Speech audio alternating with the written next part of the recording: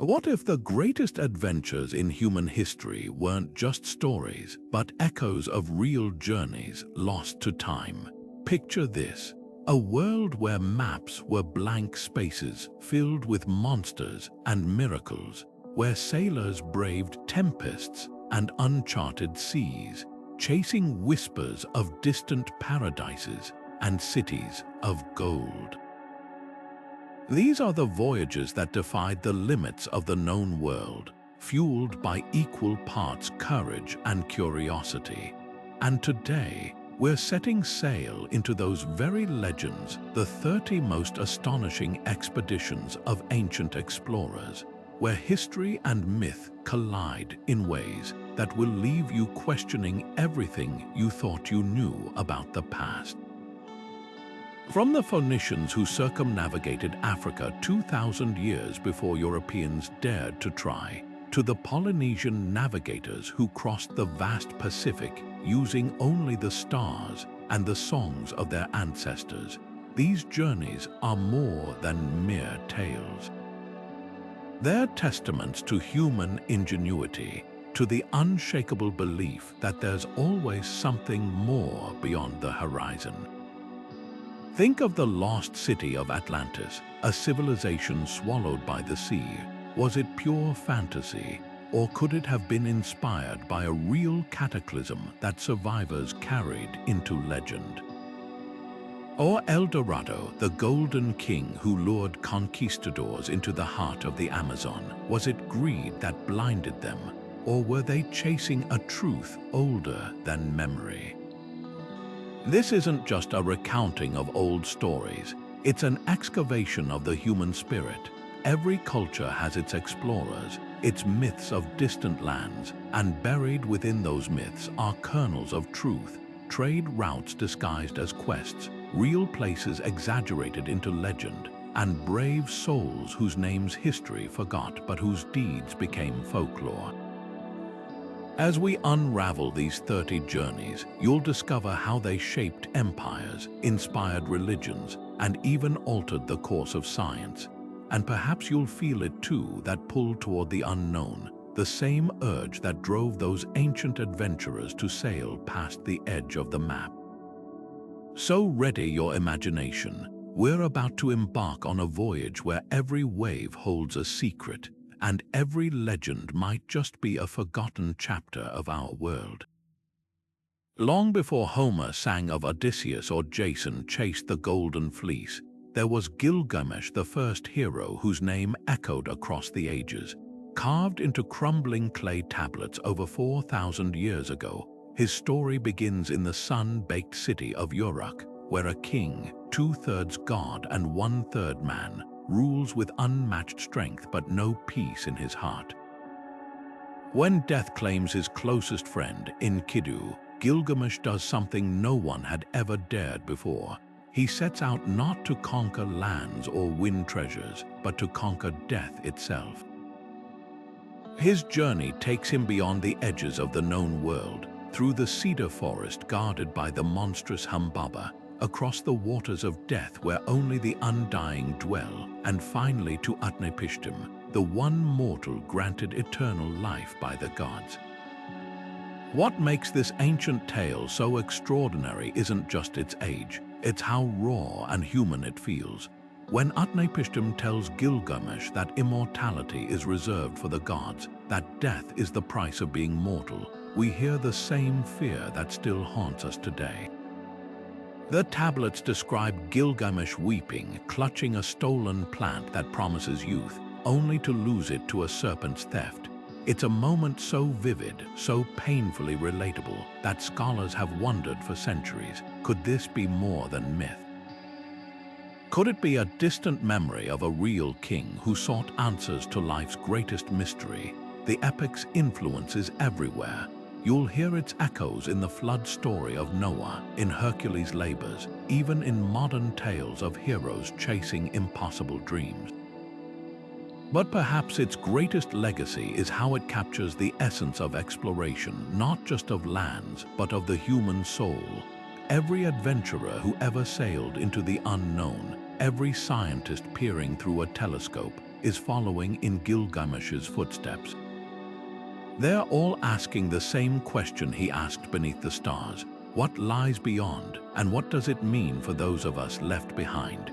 Jason's quest for the Golden Fleece isn't just a story. It's a window into a world where gods walked among mortals, where every storm and every stranger could be a test from the divine.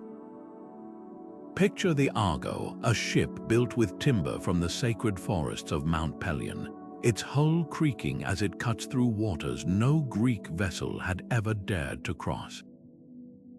Its crew, a roster of legends: Hercules, Orpheus, even the winged sons of the North Wind, each with their own strengths, their own flaws, bound together by a single goal: to retrieve the fleece of a golden ram, hung in a grove guarded by a dragon in the distant kingdom of Colchis. But this wasn't just a treasure hunt. The fleece was more than gold. It was a symbol of kingship, of divine favor, and some historians believe it might have represented something even more tangible. Theories suggest the Golden Fleece could be a metaphor for an ancient gold mining technique. In parts of the Caucasus where Colchis was said to lie, miners used sheepskins to trap gold dust from riverbeds, creating a literal golden fleece. Could Jason's quest have been inspired by real expeditions to secure these lucrative trade routes? The Argonauts' journey mirrors known Bronze Age voyages past the clashing Symplegades rocks, which might symbolize the treacherous currents of the Bosphorus, and through encounters with tribes like the Amazons, whose real counterparts once roamed the steppes. Even the sorceress Medea, who betrays her own family to help Jason, might be rooted in historical priestesses of the region, skilled in herbal lore and feared for their power. What makes this myth endure isn't just the action, though there's plenty, from harpy attacks to skeleton warriors, but its raw humanity. Jason isn't a perfect hero. He's cunning, at times ruthless, and his eventual betrayal of Medea leads to tragedy. The story doesn't shy away from the cost of ambition, the price of breaking oaths to both gods and mortals. And that's why, thousands of years later, it still resonates. We see ourselves in Jason's triumphs and failures, in the crew's camaraderie and rivalries. The Argonauts' voyage may have been myth, but the dangers they faced, storms, mutiny, the lure of riches, were as real to ancient sailors as they are to adventurers today. So when you hear of clashing rocks or dragon-guarded treasures, ask yourself, how much of this tale was spun from the threads of real journeys, lost to time but never forgotten? The Odyssey isn't just an ancient poem, it's a survival manual for the human spirit, written in the ink of adventure and salted with the waves of the Mediterranean. Imagine 10 years of wandering, not because the path home was lost, but because the gods themselves seemed determined to keep Odysseus from his wife and son. His journey, etched into history by Homer, is a masterclass in cunning over strength, where every twist, from the Cyclops' cave to the Siren's song, reveals a truth about what it means to endure. Take the encounter with Polyphemus, the one-eyed giant who traps Odysseus and his men in his cave. The hero doesn't slay the monster with a sword. He outthinks him, blinding him with a wooden stake and escaping by clinging to the bellies of sheep. This wasn't just storytelling flair, it reflected a world where brute force often failed, but cleverness could turn the tide. Scholars have long debated whether these stops on Odysseus' journey were real places. Could Scylla and Charybdis, the monster and whirlpool that devoured ships, be inspired by the Strait of Messina, where currents still twist unpredictably? Was Circe's island, where men were turned to swine, a metaphor for the seductive dangers of unfamiliar cultures along the Anatolian coast? The heart of the Odyssey, though, isn't just its monsters or magic, it's the ache for home. While other heroes sought glory or gold, Odysseus' quest was simpler: to return to Penelope and Ithaca. his struggles, temptation by the lotus eaters, the ghosts of the underworld, even the embrace of the nymph Calypso aren't just obstacles. They're mirrors of the choices we all face, comfort versus purpose, distraction versus duty. When he finally arrives, disguised as a beggar to reclaim his throne, it's not just a victory over suitors but a reclaiming of identity. What makes this 3,000-year-old story timeless is how it refuses to simplify human nature. Odysseus isn't a flawless hero. He's proud, impulsive, and his curiosity often costs his men their lives. Yet his flaws make his resilience resonate. When he weeps upon hearing his own deeds sung by a bard, we're reminded that even legends carry the weight of their choices. The Odyssey endures because it's not about the destination, it's about what the journey reveals. And perhaps that's why, even today, when we speak of an Odyssey, we mean more than a trip. We mean a transformation. The Legend of Atlantis begins not with a shipwreck or a crumbling map, but with a philosopher's warning. In two of Plato's dialogues, written around 360 BCE, he describes a mighty island kingdom beyond the Pillars of Hercules, a civilization of unparalleled wealth and power, with advanced engineering, grand temples, and a fleet that dominated the seas. But their arrogance grew with their empire, and in a single day and night of cataclysm, the entire island sank beneath the waves, lost forever. Plato insists this wasn't just a story. He claims it was a historical account passed down from Egyptian priests. But here's the mystery. Was Atlantis meant as a cautionary tale about pride and corruption? Or did Plato record a distorted memory of a real disaster? One compelling theory points to the volcanic island of Thera, modern-day Santorini, where around 1600 BCE, one of the largest eruptions in recorded history obliterated the Minoan civilization. The scale was apocalyptic, tsunamis reaching Crete, ash darkening skies as far as Egypt, entire cities buried under pumice. The Minoans, with their labyrinthine palaces and sophisticated art, were the Atlanteans of their day. Could their sudden collapse have inspired Plato's tale centuries later? Archaeologists note eerie parallels. Thera's circular caldera mirrors Plato's description of Atlantis' concentric rings of land and water, and the Minoan's sudden disappearance aligns with his timeline of a civilization vanishing overnight. Yet the search for Atlantis has spiraled far beyond the Mediterranean. Over the centuries, explorers have placed it in the Azores, the Caribbean, even Antarctica, each theory fueled by fragments of evidence and boundless imagination. In the 19th century, Ignatius Donnelly's book, Atlantis, the Antediluvian World, proposed it as the mother culture of all ancient civilizations, linking pyramids on opposite sides of the ocean.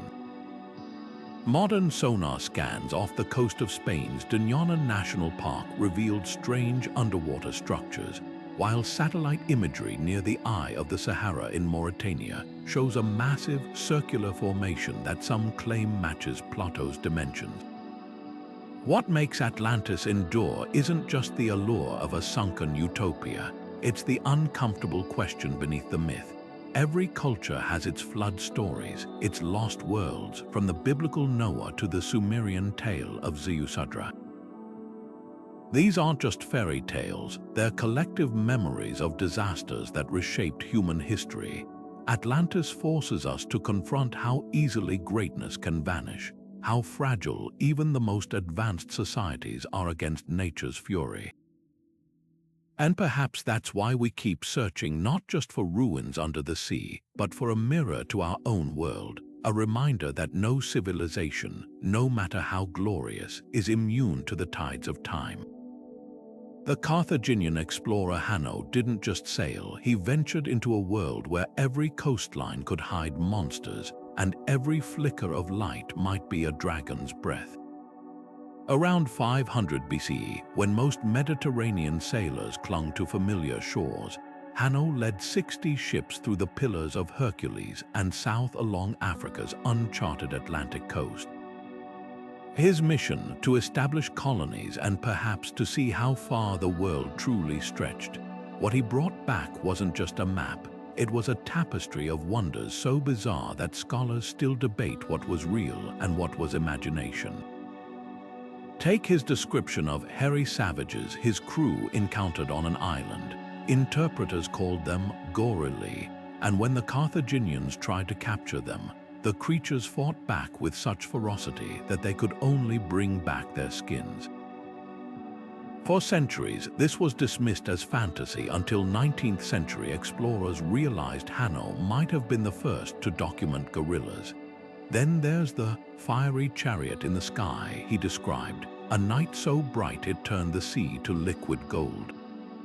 Modern geographers suspect he witnessed Mount Cameroon erupting, its lava flows reflecting on the waves.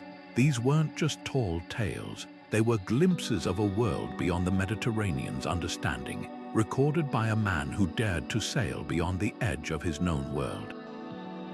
Hanno's surviving account, etched on a temple wall in Carthage, is frustratingly brief, just a few hundred words summarizing a journey that may have reached as far as Sierra Leone. But its omissions are as telling as its details. He mentions rivers teeming with crocodiles and hippos, forests so thick sunlight couldn't penetrate, and a distant island where drums echoed day and night. Some historians argue these were trading posts, camouflaged in myth to deter competitors.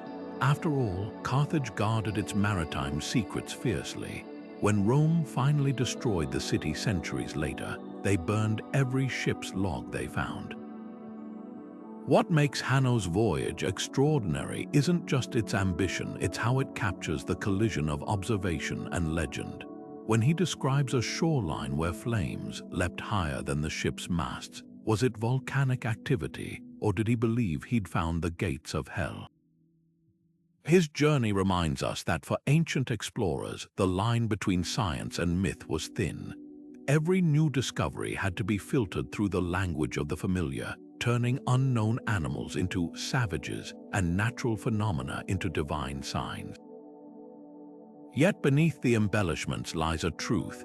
Hanno and his crew sailed farther than any Mediterranean civilization before them, not for gold or conquest, but simply to see what lay beyond the horizon.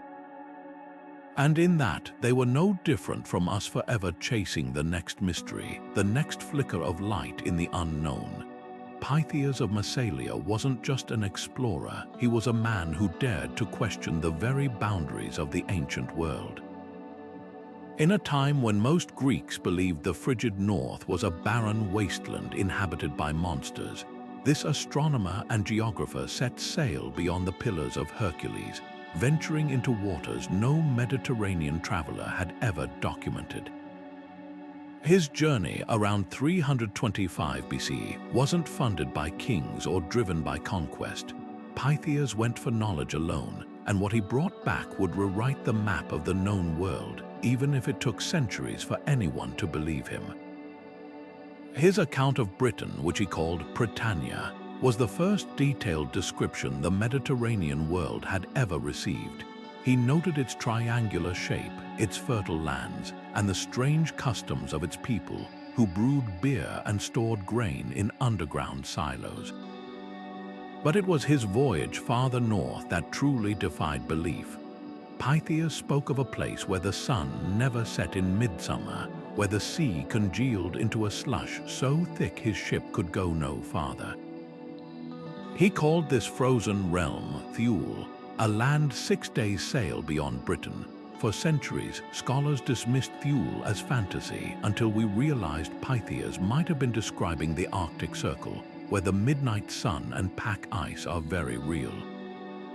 What makes Pythias' story so remarkable isn't just his discoveries, but how he made them. Unlike mythic heroes guided by gods, he relied on celestial navigation, using the stars to plot his course. He calculated latitudes with a gnomon, a simple sundial, and even noted how the tides rose and fell with the moon, a connection most ancients missed. His work, On the Ocean, was a masterpiece of early scientific travel writing, blending observation with daring speculation. But here's the tragedy: not a single copy survives. We know of Pythias only through the skeptical paraphrases of later writers like Strabo, who scoffed at his claims. Modern archaeology, though, has vindicated him. Tin mines in Cornwall match his descriptions of British trade, and Norse sagas mention a distant Thule that could be Norway or Iceland. Even his account of amber gathered along northern shores aligns with Baltic trade routes. Pythias wasn't spinning tales. He was documenting a world far more interconnected than his contemporaries imagined.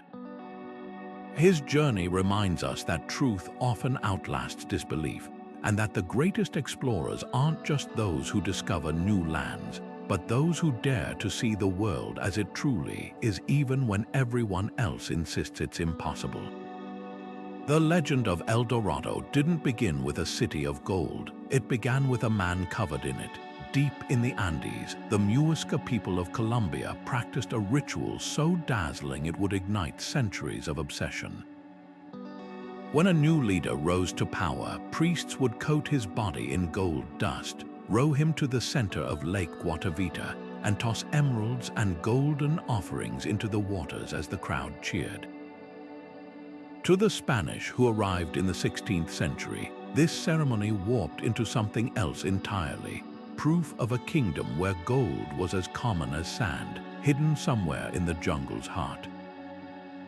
What followed was one of history's most tragic chases. Conquistadors like Gonzalo Pizarro and Lope de Aguirre marched thousands of men into the Amazon, lured by rumors of paved streets gleaming with gold. They didn't find cities, they found malaria, quicksand, and tribes who weaponized the myth to send invaders deeper into the green hell. In one expedition, survivors resorted to eating their own horses, then their boots, then each other. Yet the dream persisted, morphing with each retelling.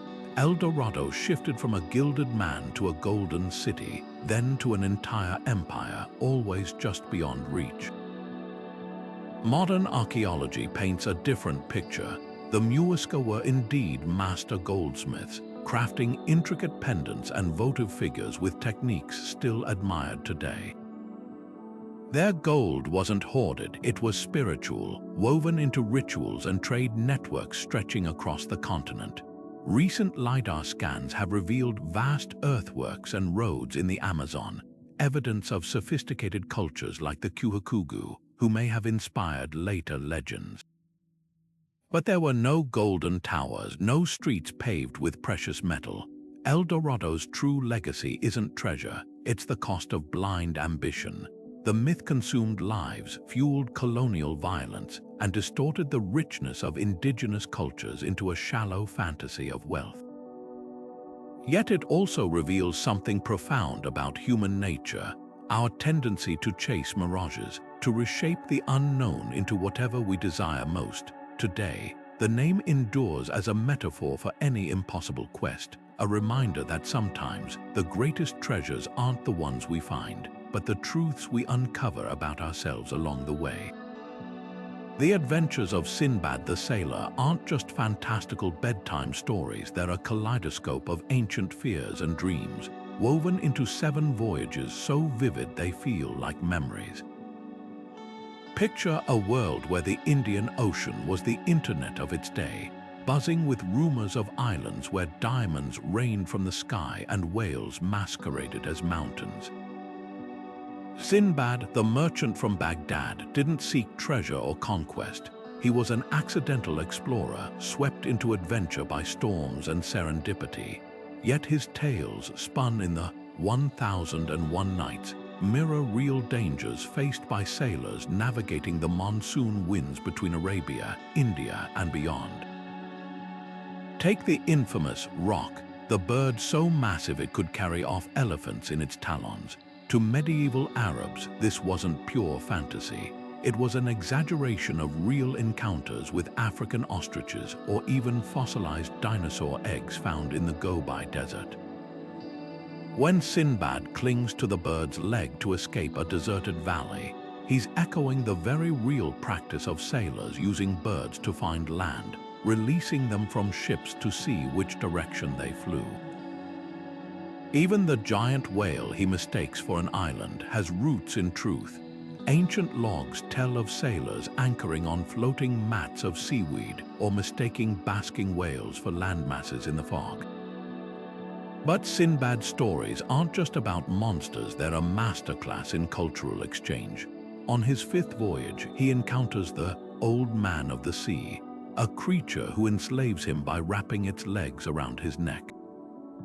This chilling episode mirrors actual accounts of pirates who preyed on trade routes, or even the symbiotic yet oppressive relationships between merchants and port cities.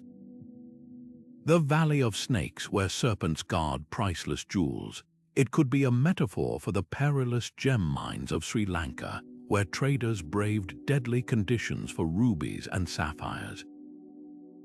What makes these tales endure isn't just their thrills, it's how they capture the duality of exploration.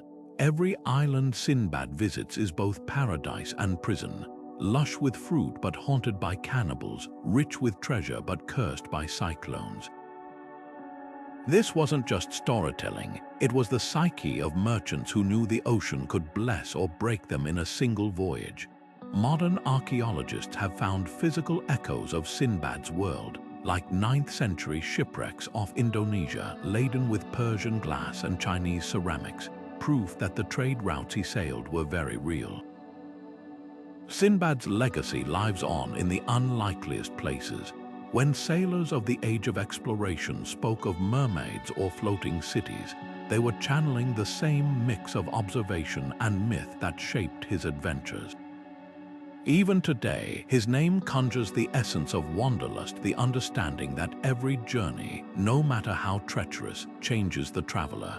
And perhaps that's the greatest truth hidden in these tales, that the real treasure was never the gold or gems, but the stories we bring back from the edge of the world. Alexander the Great didn't just conquer, he chased horizons. By the time his army reached the banks of the Hyphosis River in India, they had marched over 11,000 miles, crossed deserts and scaled mountains, all driven by their king's relentless question, what lies beyond? When local guides whispered of lands farther east where gold glinted on tree branches and rivers ran with honey, Alexander didn't dismiss them as myth. He saw possibility. This wasn't just military expansion, it was the first great fusion of exploration and empire, where every battle was a doorway to a new world. His campaign through the Hindu Kush into India reads like a collision of history and legend. Greek historians wrote of soldiers encountering elephants clad in armor, of yogis who could set themselves ablaze without flinching, of forests so dense sunlight never touched the ground. These weren't mere exaggerations. The Nanda Empire to the east really did field war elephants, and ascetics practicing extreme meditation might have seemed supernatural to outsiders. But the most tantalizing rumor was that of the Land of the Blessed, a paradise where no one grew old or sick. Some scholars believe this could have been early hearsay about Southeast Asia's lush kingdoms, or even distorted accounts of China's prosperity. For Alexander, it didn't matter whether the stories were true, only that they hinted at a world vaster than anyone had imagined. What set Alexander apart wasn't just his ambition, but his curiosity. After defeating King Porus at the Battle of the Hydaspes, he didn't just take his land, he asked him how to govern it. He married Roxana of Bactria, not for politics alone, but to bridge cultures. His army adopted Persian dress, married local women, and built cities like Alexandria Eshate, Alexandria the farthest, which became hubs of trade and knowledge. These weren't just conquests, they were experiments in what it meant to connect the known world, yet the edge of the world always stayed just out of reach. When his exhausted troops refused to march farther into India's monsoon-soaked jungles, Alexander wept. He'd hoped to find the ocean of the world, the mythical sea Greeks believed encircled all land. Instead, he turned back, but not before leaving markers of his passage. Greek art influenced Buddhist sculptures in Gandhara. Astronomers in Babylon blended Macedonian and Mesopotamian star charts, and even the Himalayas entered Mediterranean maps for the first time. Alexander's true legacy isn't measured in battles won, but in borders erased. His quest reshaped geography, not just by expanding empires, but by proving that no horizon was final. Long after his death, traders on the Silk Road would tell stories of the golden-haired king who marched to the ends of the earth, and scholars in Baghdad would preserve his name alongside explorers like Pythias and Hanno. Because Alexander didn't just seek territory, he sought the answer to a question that still drives us today. How far can we go when we refuse to believe the map is complete? The story of Saint Brendan the Navigator begins not with a king's command or a merchant's greed, but with a monk's quiet yearning for paradise. In 6th century Ireland, where the sea whispered promises of both peril and divine revelation, this weathered abbot and his crew of fellow monks stitched together a boat unlike any other, a currach, its frame wrapped in oxhide and sealed with animal fat. With no compass but their faith and no map but the Psalms, they launched into the Atlantic, chasing rumors of an island so holy it was called the Land of Promise of the Saints. What followed was a 7-year odyssey so fantastical that for centuries, scholars dismissed it as pure allegory. Yet today, fragments of their journey read less like myth and more like a startlingly accurate logbook of transatlantic exploration. Consider their description of an island that heaved and spewed flames, a detail once thought to symbolize hell, but one that aligns eerily with Iceland's volcanic activity. Or their account of crystal pillars rising from the sea, which could mirror the icebergs off Greenland's coast. Even the great fish Brendan's crew mistook for an island, lighting a fire on its back until it dove beneath them, echoes real encounters with whales documented by later sailors. The parallels are too precise to ignore. Could Brendan's Land of Promise have been the fog-shrouded shores of Newfoundland, where Norse sagas later placed a place they called Vinland? The Navigatio Sancti Brendani is more than a travelogue, it's a window into how faith and exploration intertwined in the medieval mind. Every storm was a test from God, every strange creature a divine sign.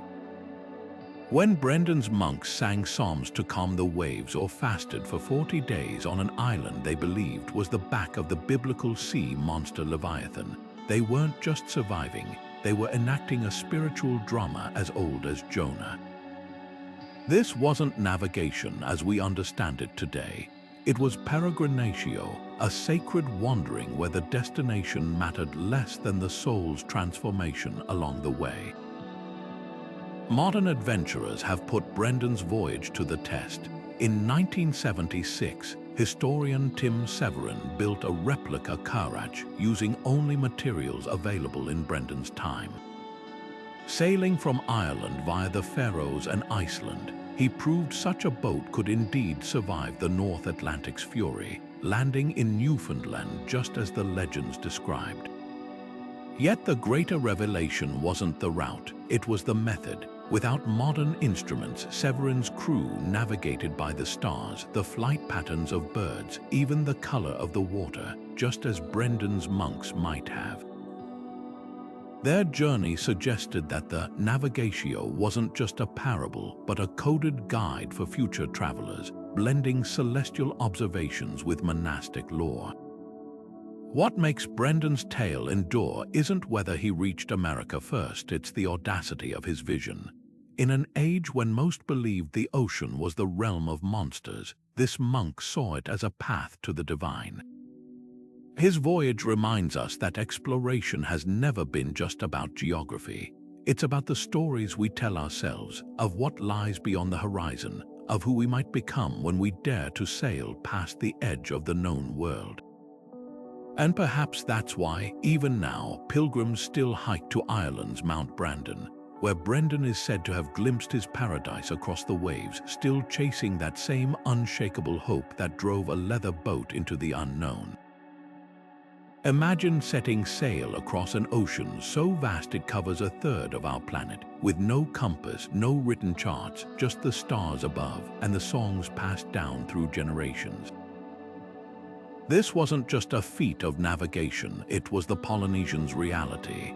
Long before Europeans dared to venture beyond sight of land, these seafarers had already discovered and settled islands scattered over 10 million square miles of the Pacific. From Hawaii to New Zealand to Rapa Nui, their double-hulled canoes, or Wakolua, carried not just families and supplies, but an entire world-view, one where the ocean wasn't a barrier, but a pathway home. The secret to their success lay in a science so precise it feels like magic. Polynesian navigators, or PWO, memorized the rising and setting positions of over 200 stars, using them as celestial highways. They read the ocean like a living map, observing how swells bent around unseen islands, detecting land by the flight patterns of seabirds, even tasting the salinity of the water to gauge distance from shore. At night, they'd lie in the canoe's hull, feeling the subtle shifts in current beneath them. By day, they watched for cloud formations that clustered over distant peaks. These weren't just techniques, they were a language, an oral encyclopedia encoded in chants like the Hawaiian Cumulipo, which preserved navigational knowledge across centuries. Their oral traditions tell of legendary voyages, like the great chief Hawaiiloa discovering the Hawaiian Islands after following the migration of the Opapa, the Pacific golden plover.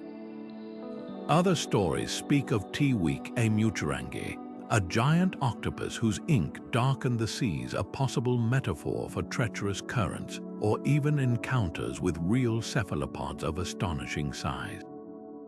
These weren't mere myths, they were mnemonic devices, wrapping critical survival knowledge in narratives unforgettable to those who heard them. Modern science has since caught up to their brilliance. DNA studies of sweet potatoes, a crop native to South America, reveal they reached Polynesia centuries before European contact, proof of transoceanic exchange. Linguistic analysis shows shared words for staples like taro across islands thousands of miles apart. And in 2011, a crew aboard the Hokulea, a replica of an ancient Polynesian canoe, sailed from Hawaii to Tahiti using only traditional methods, silencing skeptics who dismissed such feats as impossible. What makes the Polynesian story extraordinary isn't just their skill, it's their vision. While other cultures saw the horizon as an endpoint, they saw it as an invitation. Every new island wasn't just territory, it was part of a connected cosmos bound by kinship and shared stories. Their voyages remind us that exploration isn't just about tools or technology. It's about paying attention, listening to the world, and trusting that even the stars can guide you home if you know how to ask. And in an age of GPS and satellites, perhaps that's the most timeless lesson of all. The fountain of youth wasn't just a myth, it was a mirror held up to humanity's deepest fear and desire.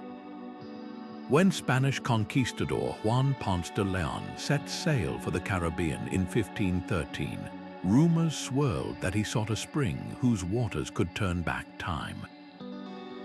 But here's the twist. Historians debate whether he was truly chasing immortality, or if the legend was later grafted onto his voyage to mock his ambitions.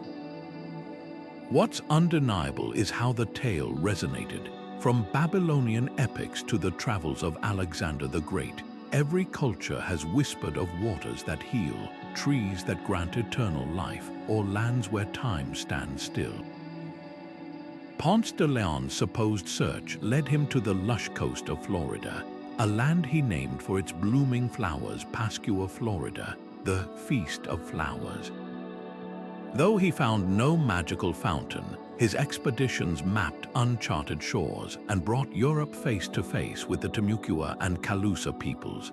These indigenous communities already had their own stories of healing waters, often tied to sacred springs like Florida's Silver Glen or the mineral-rich pools of Warm Springs, Georgia.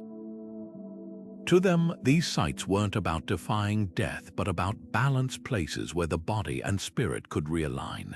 The Spanish, though, filtered these traditions through their own longing, reshaping local knowledge into a quest for the impossible. The fountain's legend grew legs thanks to a mix of wishful thinking and clever marketing. By the 1500s, European maps like the Cantino Planisphere began marking La Fuente de la Eterna Juventud somewhere in the Bahamas, a tantalizing X on parchment that lured fortune seekers. Even Sir Walter Raleigh, decades later, wrote of a Venezuelan lake whose waters could restore youth. But the real magic wasn't in any spring. It was in the cultural collisions these searches sparked. Explorers recorded indigenous remedies like sassafras tea and kunti root, which truly did ease ailments, while locals absorbed European herbs and metals into their pharmacopoeia. Modern science offers an ironic twist on the fountain's promise. Today, researchers study blue zones regions like Okinawa and Sardinia where people live exceptionally long lives, not because of magic waters, but due to diet, community, and movement. Meanwhile, Florida's natural springs, once mythologized, are now ecological treasures, their real magic lying in crystal-clear waters that support manatees and ancient cypress groves. The Fountain of Youth endures not as a place, but as a metaphor for our endless pursuit of vitality. It reminds us that the true elixir might not be found in a single sip, but in the way we choose to navigate the currents of our own lives. Marco Polo's journey began not as an expedition, but as a family reunion. In 1271, when most Europeans still believed Asia was a land of dog-headed men and rivers of gold, 17-year-old Marco set off from Venice with his father and uncle, merchants who'd already traveled to the Mongol court. What followed wasn't just a 24-year odyssey across deserts and mountains. It was the first detailed European glimpse of a civilization that dwarfed their own in wealth and sophistication. Polo's descriptions of Kublai Khan's court at Xanadu shattered medieval myths, palaces lined with gold leaf, roads paved with stones that gleamed like crystal, even a postal system so efficient it could relay messages across continents in days. To readers back home, it sounded like fantasy, but modern archaeology confirms startling details like the Khan's use of paper money, which Polo described as stamped with the Great Seal and accepted across the empire, a concept unimaginable in coin-bound Europe. Yet Polo's account walks a razor's edge between fact and folklore. His description of the Siberian unicorn was likely a rhinoceros, its single horn distorted through translation. The rocks that burn he witnessed in China weren't magical, they were coal deposits unknown in Europe at the time. Even his claim to have served as the Khan's governor has been debated, with no Mongol records confirming his role.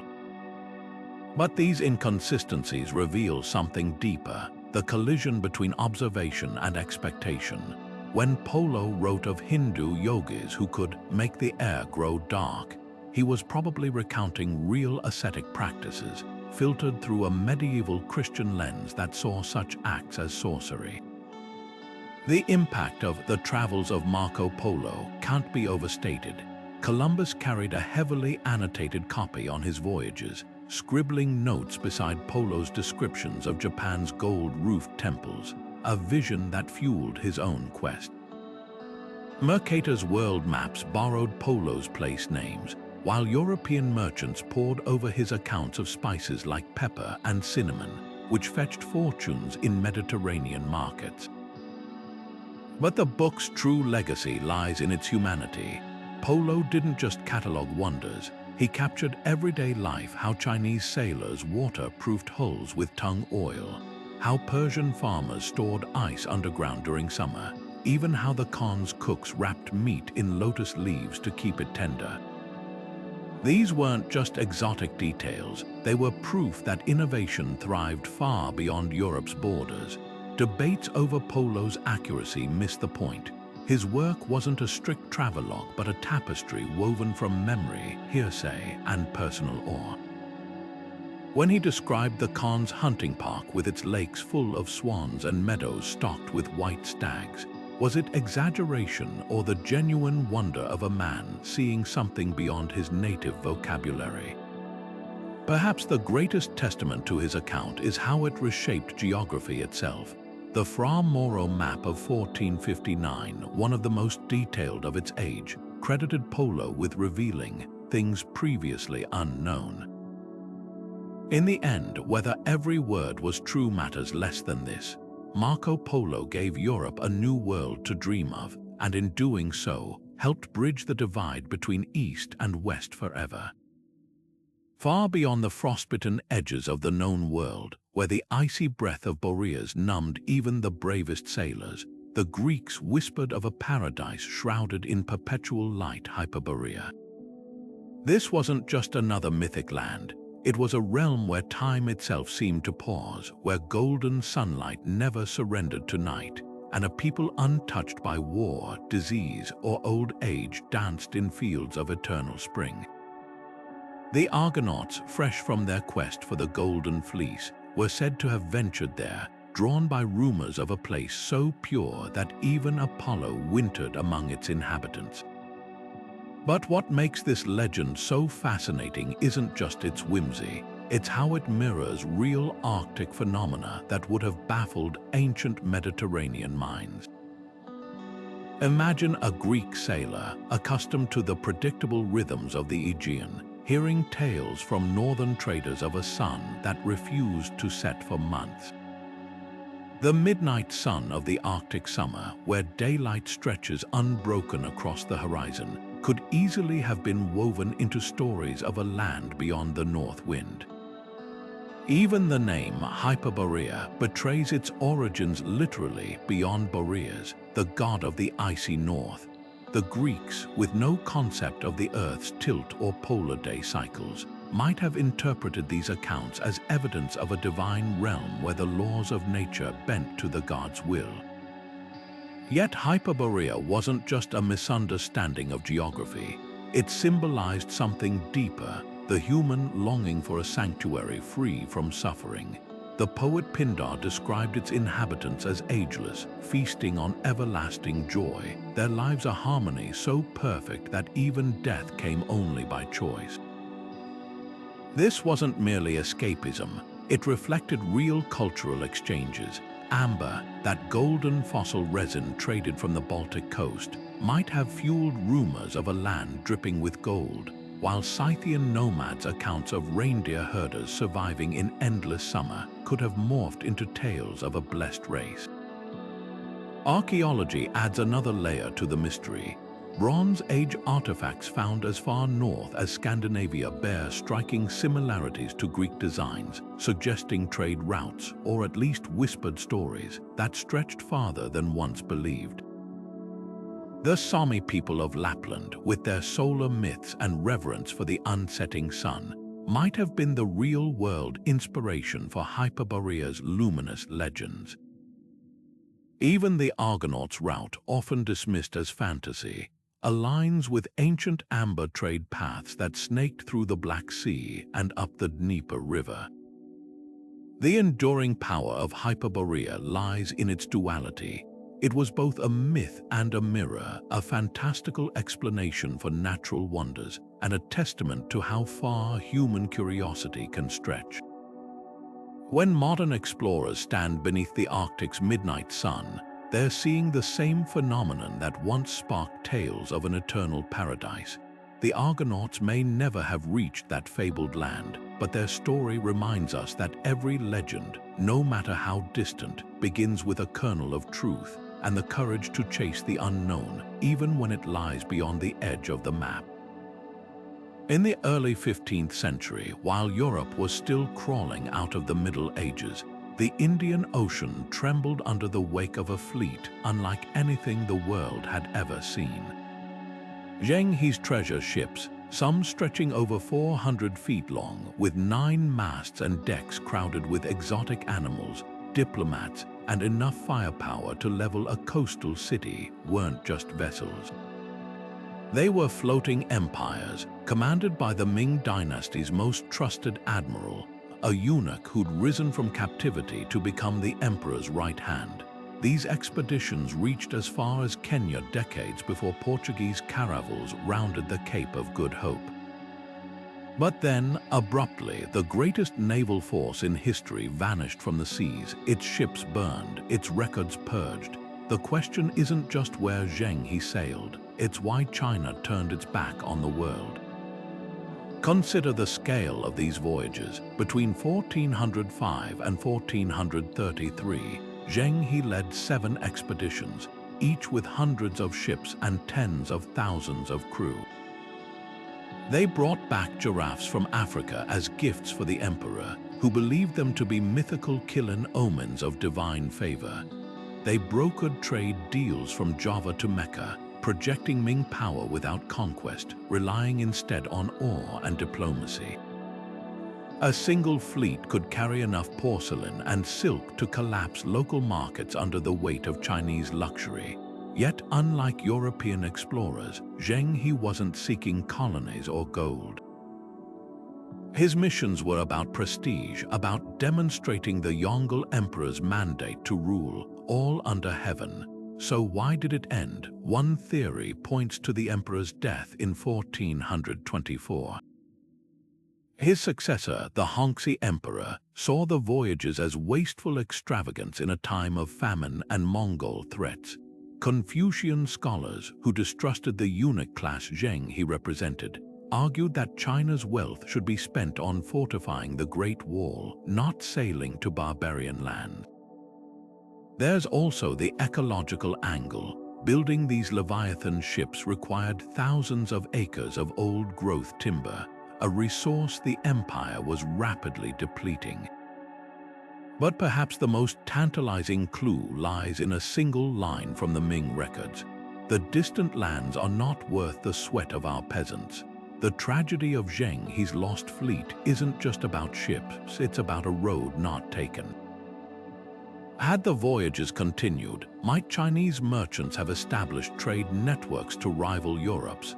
Would the Indian Ocean have become a Ming lake, with Beijing dictating terms to Lisbon and Amsterdam?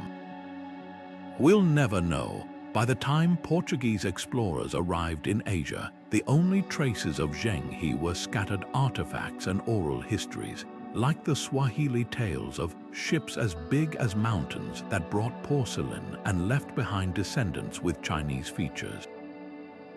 Today, as divers uncover Ming-era anchors off the Kenyan coast and historians pore over reconstructed star charts from the voyages, one thing is clear: Zheng He's legacy isn't just in where he sailed, but in how his story forces us to rethink what it means to be a global power. Because sometimes the greatest explorations aren't about claiming new worlds, they're about realizing when to come home. For centuries, the courts of Europe buzzed with rumors of a Christian king who ruled a realm of unimaginable wealth and piety beyond the lands of Islam. A monarch so powerful he could crush the Muslim world between two fronts if only Christendom could find him. This was Prester John, a figure woven from equal parts hope and hearsay, whose legendary kingdom became the Holy Grail of medieval exploration. His name first appeared in a mysterious letter that circulated in 1265, supposedly written by the king himself, describing a land where pepper grew like forests, rubies lined riverbeds, and unicorns roamed alongside pious subjects. To Crusader knights facing defeat after defeat in the Holy Land, this sounded like divine providence, a potential ally sent by God to turn the tide against their enemies. What began as a whisper soon became a driving force behind expeditions into the unknown. When Portuguese explorers like Vasco da Gama rounded the Cape of Good Hope, they weren't just seeking spices. They carried letters addressed to Prester John, hoping to forge an alliance that would outflank the Ottomans. Even Columbus, scanning the horizon for Asia, half expected to stumble upon the fabled king's domain. But the most astonishing twist in this tale isn't that Prester John didn't exist, it's how the search for him accidentally reshaped the world. Ethiopia's Solomonic dynasty became the legend's unlikely focal point. Isolated high in the mountains and practicing a form of Christianity dating back to the 4th century, the Ethiopian kings found themselves inundated with European emissaries convinced they'd found Prester John's court.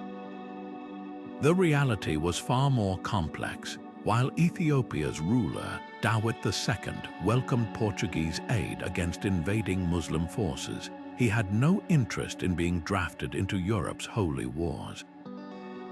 Yet the cultural exchange that followed was profound. Ethiopian monks visited Rome, Portuguese artisans brought Renaissance painting techniques to the highlands, and for a brief moment, two branches of Christianity separated by 1,000 years of history found common ground. The legacy of Prester John outlasted the Middle Ages. Jesuit missionaries in 17th century China, hoping to convert the emperor, recycled the myth by claiming the Mandarin's throne was the long-lost Christian kingdom. Maps as late as the 1700s still marked vague regions in Central Asia or Africa with the hopeful label, Regnum Presbyteri Johannes. But perhaps the legend's true gift was the way it propelled explorers past the edges of their fear, turning the unknown into something worth seeking. Every ship that sailed eastward, every envoy who crossed deserts clutching letters to a king who wasn't there, was participating in something greater than a wild goose chase. They were proving that even our grandest myths have the power to move history. And isn't that the most extraordinary journey of all? The name Thule first appears in the writings of Pythias, that daring Greek explorer who ventured beyond the Pillars of Hercules when most of his contemporaries still believed the northern seas froze into an impassable barrier. His account, now lost to time, described an island 6 days' sail north of Britain where the sun barely set in summer and the sea congealed into a slush so thick ships could push no farther. To Mediterranean scholars, this sounded like pure fantasy. How could land exist where water turned solid? Yet hidden beneath their skepticism lay a tantalizing possibility. Pythias might have been the first to document the Arctic's midnight sun and pack ice, phenomena we now know as scientific fact. The debate over Thule's true location reads like a detective story spanning centuries. Roman historians placed it near the frozen ocean, while medieval mapmakers drifted between Iceland and Scandinavia. Some scholars argue Pythias reached Norway's Lofoten Islands, where summer daylight stretches 24 hours and cod fishermen still brave icy waters. Others insist Thule was Iceland, pointing to Norse sagas that describe its volcanic fires as the forges of the gods, a parallel to Pythias' account of smoky mountains beyond the midnight sun. The wildest theories suggest Shetland or even Greenland, though the latter seems unlikely given the distances Pythias recorded. What makes this puzzle so compelling isn't just geography, it's how each interpretation reflects the fears and fascinations of the era. To the Romans, Thule symbolized nature's limits. To Victorian explorers, it became a beacon calling them toward uncharted poles. The myth's endurance reveals something profound about human curiosity. Long after Pythias, Thule kept shifting northward on maps, always just beyond the reach of exploration. When navigators like Agricola claimed to have sighted it in the 1st century, they unknowingly echoed a pattern we've seen from El Dorado to Hyperborea, the horizon's relentless retreat. Even Nazi occultists got involved. funding expeditions to Greenland in the 1930s to prove Thule was the ancestral home of the Aryan race, a dark twist on the legend's legacy. Modern archaeology adds fascinating layers to the mystery. Recent digs in the Faroe Islands uncovered Roman coins and glassware, evidence that trade networks may have stretched farther north than previously believed. Meanwhile, Inuit oral histories describe encounters with pale-skinned visitors long before the Norse arrived, hinting at forgotten crossings. Whether Pythias' Thule was real or imagined matters less than what it inspired centuries of sailors pushing farther, testing the boundaries of the possible. When Roald Amundsen finally navigated the Northwest Passage in 1906, he was following in the wake of a story 2,000 years old, proving that every explorer's destination begins as someone else's myth. And perhaps that's the true lesson of Thule. The edge of the map isn't a line, but a horizon, always receding, always calling us forward. Few journeys captured the ancient imagination like the descent into the underworld, a voyage so perilous it blurred the line between myth and spiritual rite. When Orpheus strummed his lyre and stepped onto the path leading downward, he wasn't just searching for his lost Eurydice. He was enacting humanity's oldest confrontation with mortality itself. These underworld narratives, from Greek cataboses to Mesopotamian epics, weren't mere adventure tales. They were maps of the soul's journey, layered with cultural fears, ethical codes, and startlingly consistent imagery across civilizations. Take Orpheus' ordeal. The Thracian bard's music charmed even the stones as he walked past the river Styx, where souls of the unburied wandered without coins for the ferryman. His plea to Hades wasn't just romantic. It exposed the underworld's rules. The dead could return, but only under exacting conditions. Don't look back, don't speak, don't disrupt the natural order.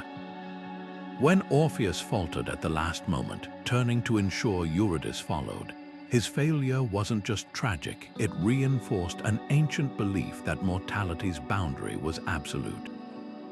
Yet the story's power lies in its paradox. Though Orpheus lost Eurydice forever, his journey gifted humanity something enduring, the idea that love could challenge even death's inevitability.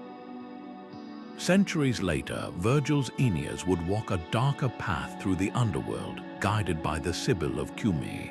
Where Orpheus sought personal redemption, Aeneas' descent was political prophecy. Amidst the asphodel meadows, he witnessed souls awaiting rebirth, traitors trapped in Tartarus, and most hauntingly, his father Anchises, who showed him the future glory of Rome. This wasn't just poetic flourish. Roman audiences understood the message. Empire building demanded confronting history's ghosts.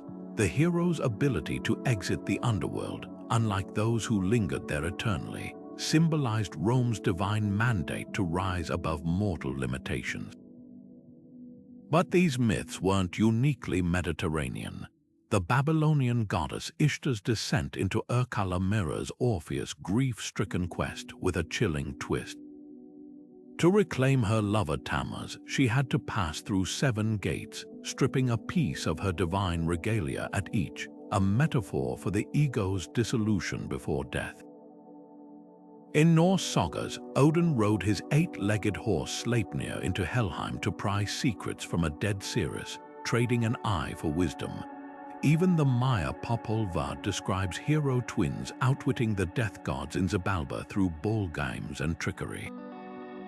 What unites these stories isn't just their eerie landscapes, rivers of forgetfulness, dogs guarding gates, judges weighing deeds, but their psychological acuity.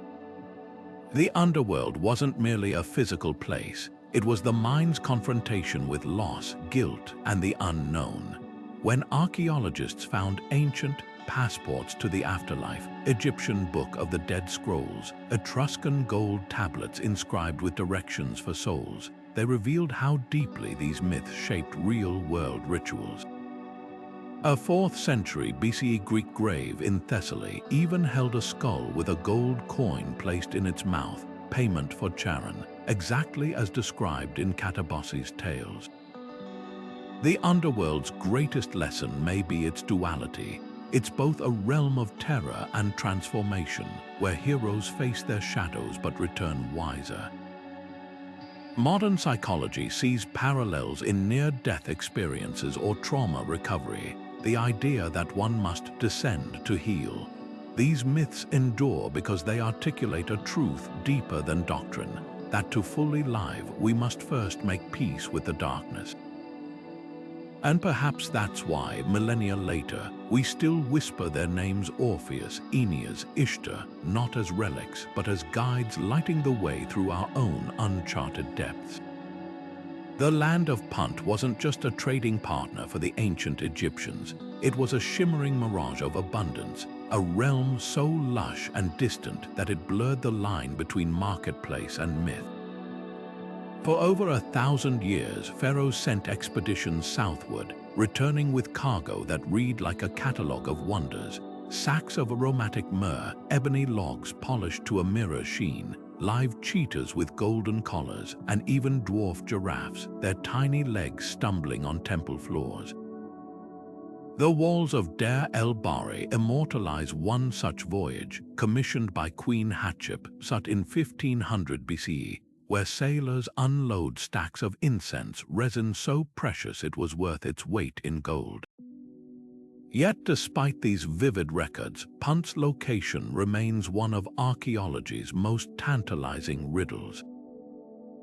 Was it nestled in the verdant highlands of modern-day Eritrea, where frankincense trees still weep their fragrant sap?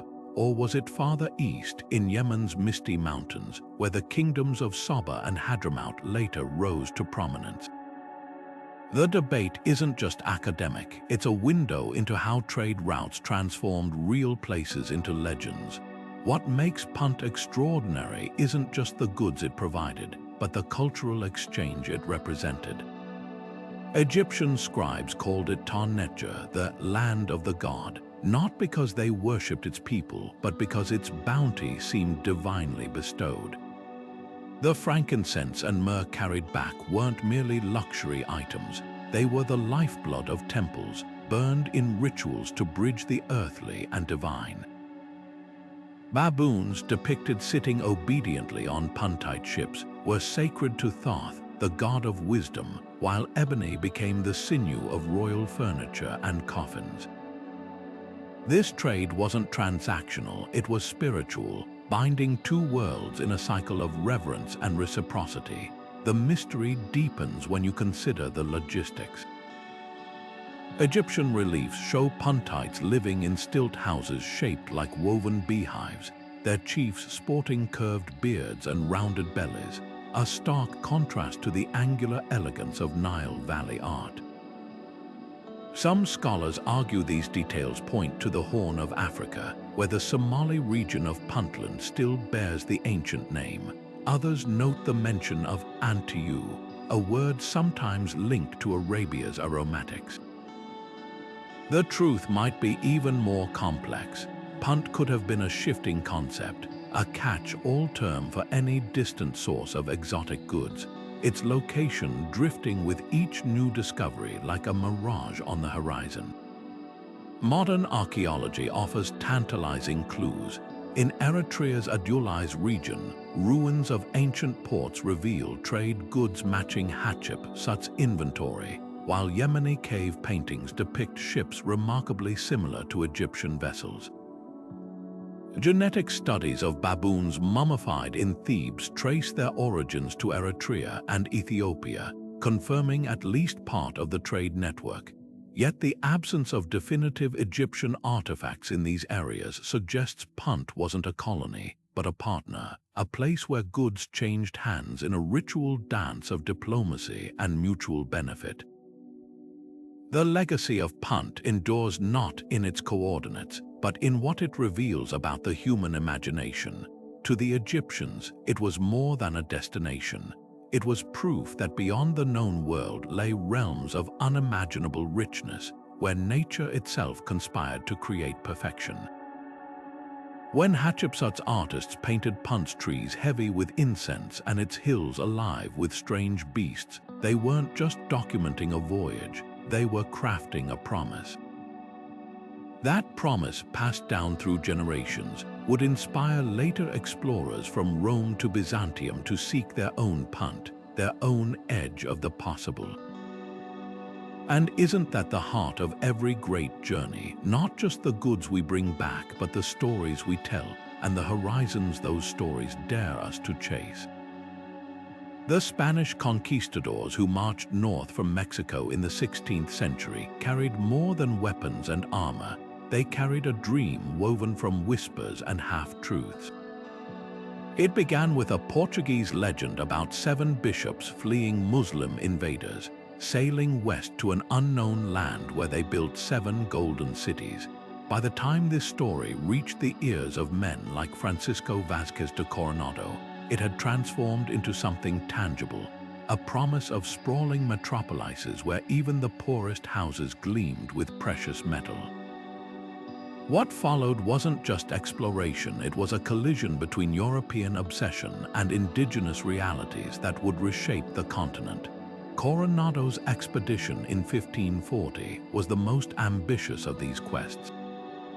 Armed with reports from a Franciscan friar who claimed to have seen the cities shimmering in the distance, he led hundreds of soldiers, enslaved indigenous guides, and herds of livestock across what's now Arizona and New Mexico.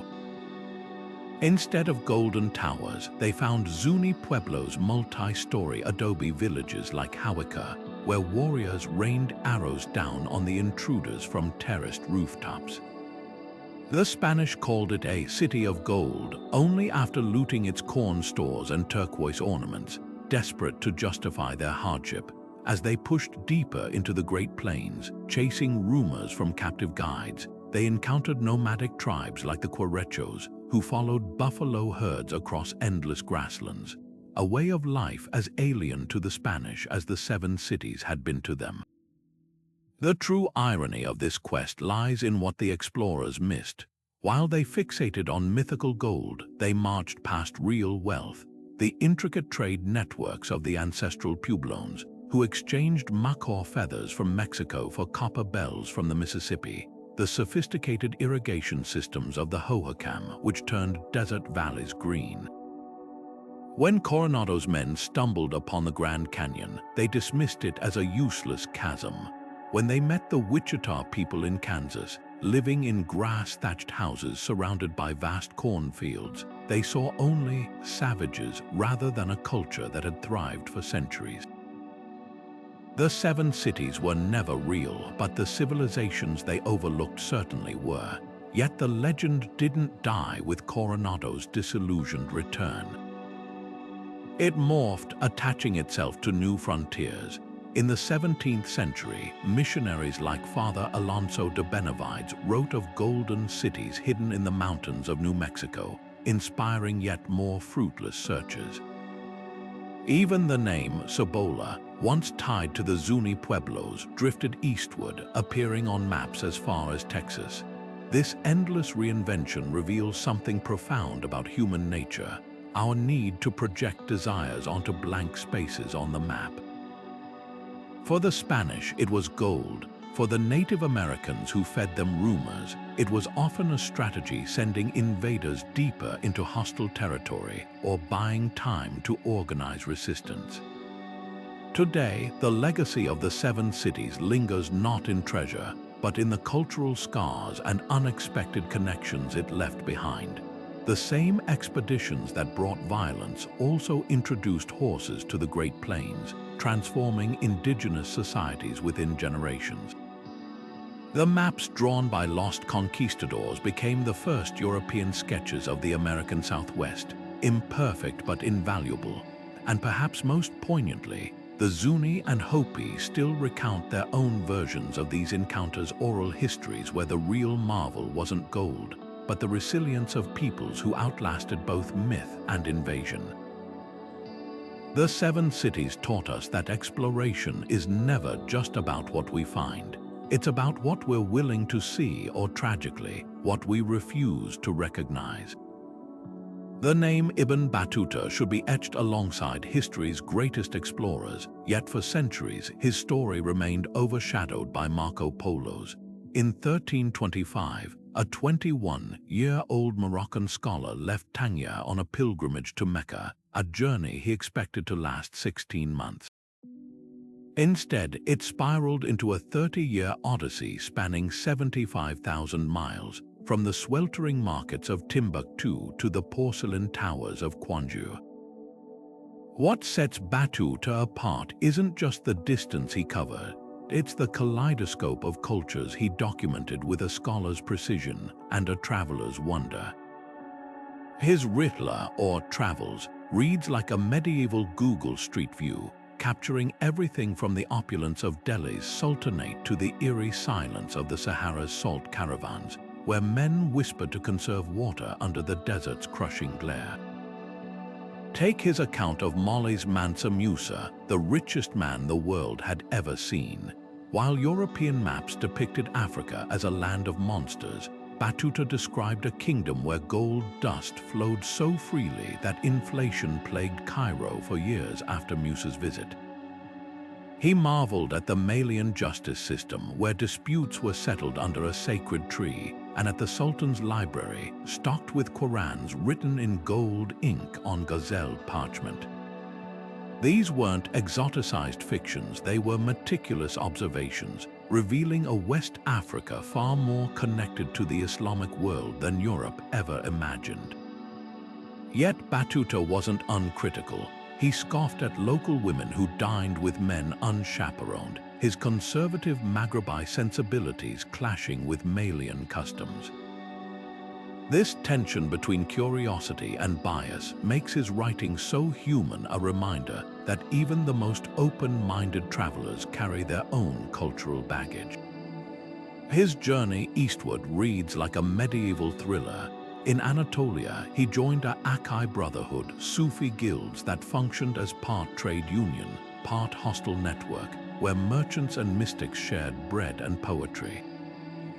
India nearly killed him. Appointed as a caddi by the tyrannical Sultan Muhammad bin Tughlaq, he survived assassination attempts, droughts, and the Sultan's infamous whim to pay nobles in debased copper coins, which Battuta smuggled out in sacks to exchange for gold. His description of the Maldives is particularly poignant, a paradise of palm-fringed atolls where he married into the ruling class, only to flee after imposing strict Islamic laws that alienated the islanders. The true genius of Battuta's Rihla lies in its mundane details, the way Chinese sailors brewed tea in bamboo cups to avoid porcelain's heat, or how Byzantine women in Constantinople draped themselves in silk so fine it clung like mist. Unlike Polo, whose accounts often veered into the fantastical, Battuta grounded his tales in the tangible, the weight of a Samarkandi melon, the stench of Delhi's monsoon gutters, the deafening roar of the Nile's cataracts. Modern historians have verified astonishing facets of his narrative, like his precise description of the Black Death's arrival in Syria or the architectural quirks of the Alhambra before its famed expansions. Yet Battuta's legacy isn't just historical, it's a masterclass in cultural fluency. He navigated the world not as a conqueror or merchant, but as a perpetual guest, relying on the Islamic world's vast network of madrasas and caravanserais. His travels remind us that the medieval globe was startlingly interconnected, bound by threads of trade, faith, and sheer human curiosity. When he finally returned to Morocco, his stories so enthralled the Sultan that he commissioned a scribe to record them, gifting us a manuscript that still whispers across 7 centuries. The world is vast, but never as foreign as we fear. The search for the Garden of Eden wasn't just about finding a place, it was about rediscovering a state of being, a world untouched by toil or time.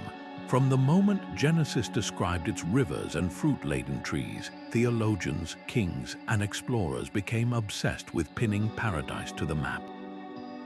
Medieval cartographers drew it as a literal island, often placing it at the eastern edge of the known world, surrounded by a wall of fire or floating just beyond the reach of mortal ships.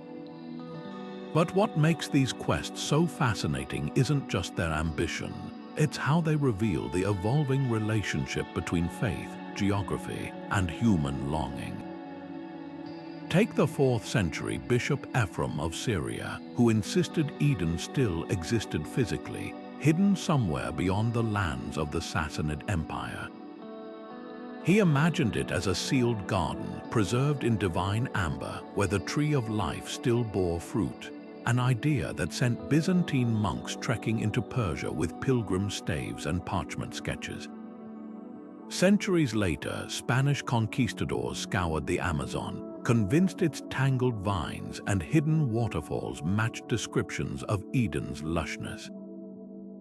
Even Sir Walter Raleigh, that swashbuckling Elizabethan, wrote of Guyana's mountains as potential candidates, their peaks so high they seemed to touch heaven.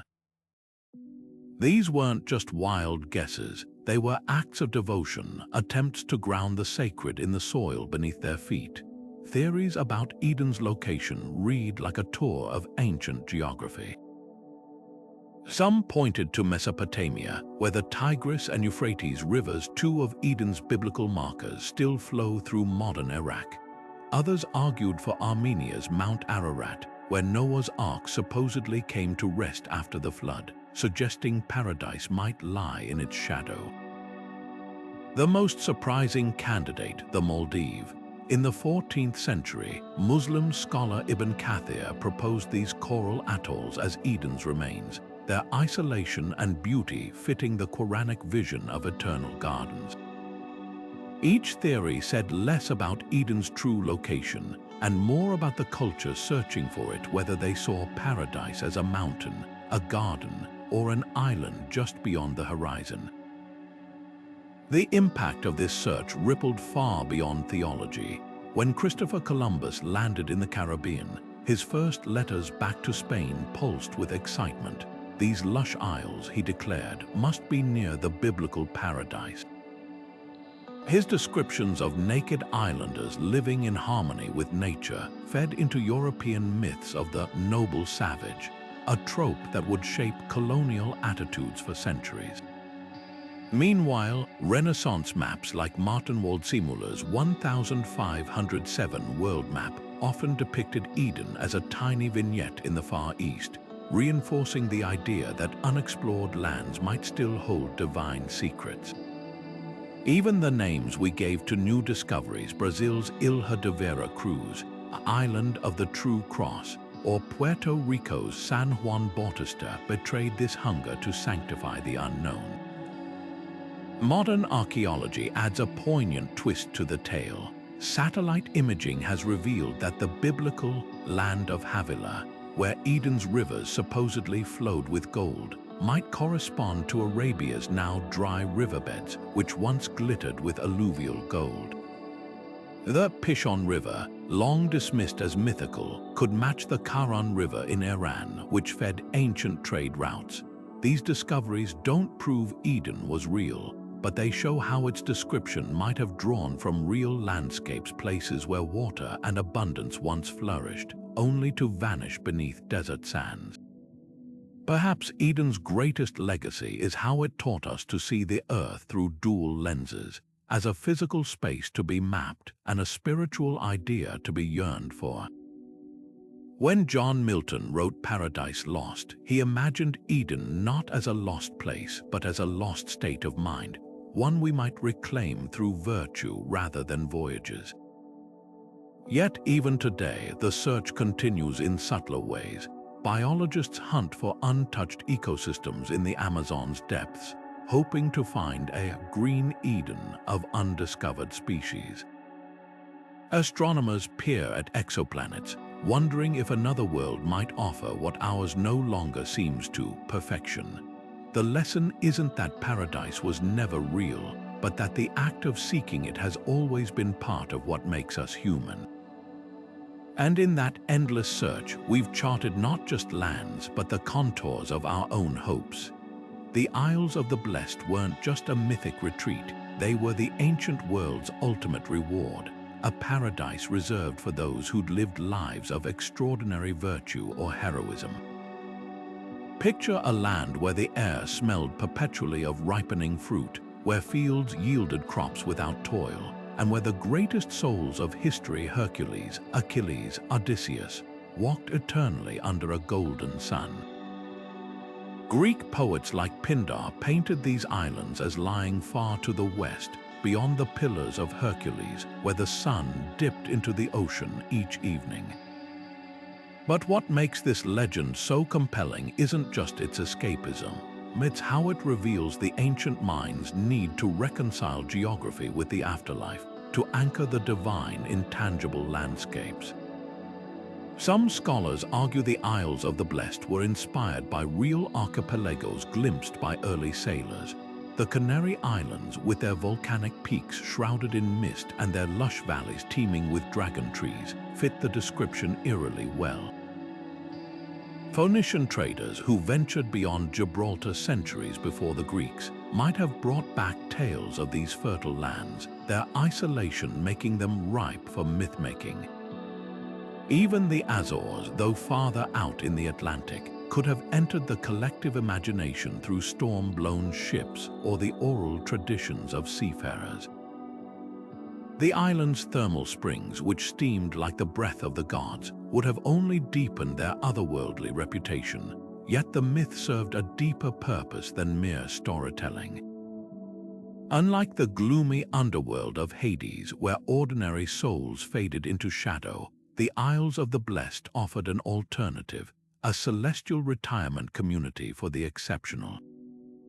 This wasn't just wishful thinking, it reflected the Greek belief in a moral universe where valor and righteousness earned tangible rewards. When Plutarch wrote of the Roman general Sertorius hearing of blissful islands from Iberian sailors, he wasn't just recording folklore, he was showing how the legend crossed cultures, morphing into a symbol of hope for soldiers and explorers alike. The parallels with other traditions are striking. The Celtic Tur Na and Og, a land of eternal youth across the Western Sea, shared the same allure of endless feasting and freedom from decay. Even Egyptian texts describe the Field of Reeds, a heavenly duplicate of the Nile's fertile banks where the worthy dead farmed in peace. These recurring motifs suggest something universal, the human desire to imagine perfection not as an abstract heaven, but as an earthly place just beyond reach, waiting to be rediscovered. Modern archaeology adds a layer of intrigue. Pottery fragments found in the Azores, dated centuries before the official Portuguese discovery, hint at pre-colonial visits, perhaps by Carthaginians or Romans blown off course. Meanwhile, the Canaries' indigenous Guanches people, isolated until the 14th century, worshipped mountain gods and mummified their dead, practices that might have seemed uncannily mystical to early European visitors. Whether these connections are coincidental or not, they underscore how easily real islands could become mythic ones in the ancient imagination. The legacy of the Isles of the Blessed lingers not in coordinates, but in how they shaped exploration. When medieval maps marked Antillia or St. Brendan's Isle in the Atlantic, they were channeling the same longing that inspired Pindar's verses. Even Columbus, sailing west with Greek geographies in his cabin, half expected to find these legendary shores. The islands remind us that every explorer's map has two layers, the ink of geography and the invisible ink of dreams. And sometimes the places we chase hardest are the ones that exist not on the horizon, but in the uncharted territory between land and legend. The legend of the Amazons begins not with history, but with a wound specifically, the wound of a Greek hero. When Achilles slays the warrior queen Penthesilea at Troy, only to fall in love with her lifeless face, the moment captures the ancient world's uneasy fascination with women who dared to fight like men. These weren't just characters in a story, they were a cultural paradox, a society turned upside down where women ruled, hunted, and severed their right breasts to better draw their bows. Or so the Greeks claimed, but beneath the myth lies a tantalizing question. Were the Amazons pure invention, or did they spring from real encounters with women who defied antiquity's rigid gender norms?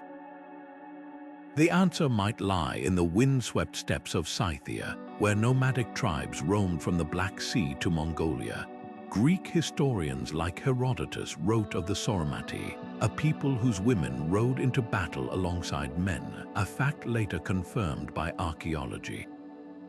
Excavations of Scythian burial mounds from Ukraine to the Altai Mountains reveal something startling. Up to 37% of graves containing weapons belong to women, their skeletons bearing battle scars identical to their male counterparts.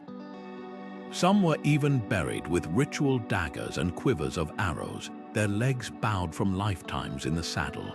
These weren't just token warriors, they were cavalry women who likely fought in the very skirmishes that inspired Greek traders to spin tales of Amazonian hordes. Yet the myth evolved far beyond its possible roots. By the time Spanish conquistadors penetrated the Amazon rainforest in the 16th century, they'd fused the Greek legend with indigenous rumors of gold-rich matriarchies.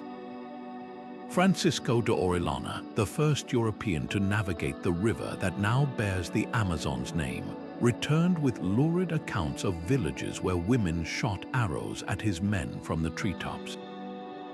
Modern scholars suspect he encountered Tapuya's women fighting to defend their homes, but in the European imagination, they became the descendants of Penthesilea's sisters. Even the name stuck. Amazonas was etched onto maps, forever linking a river system to a 3,000-year-old myth. What makes the Amazon legend so enduring isn't just its exoticism, it's how it forced societies to confront their own biases. Greek vase painters depicted Amazons in Persian trousers, casting them as both exotic and eerily familiar. Roman emperors like Hadrian collected Amazonian-themed art, showcasing them as worthy adversaries rather than monsters.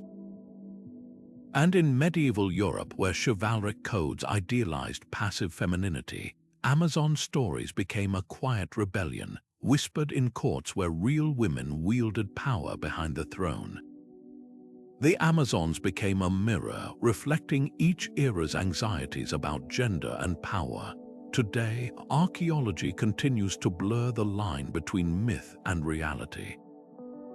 In 2019, a grave in Armenia yielded the skeleton of a woman buried with an iron sword and bronze jewelry, her injuries suggesting she died in combat.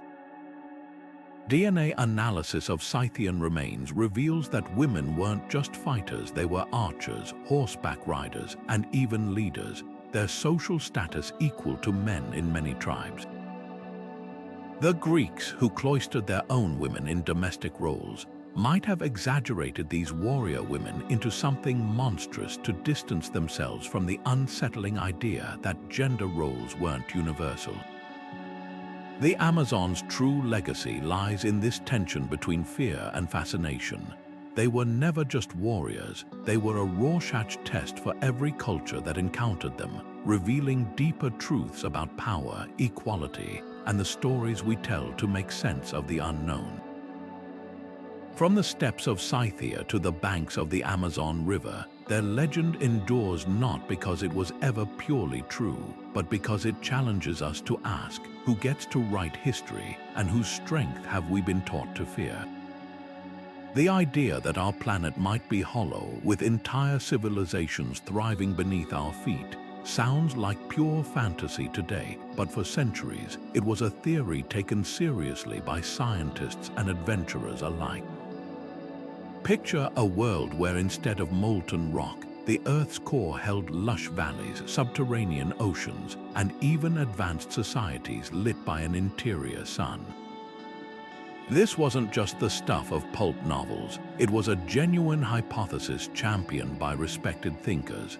In the 17th century, astronomer Edmund Halley, yes, the comet's namesake proposed that Earth's shifting magnetic fields could be explained by multiple rotating shells within a hollow planet, each with its own atmosphere.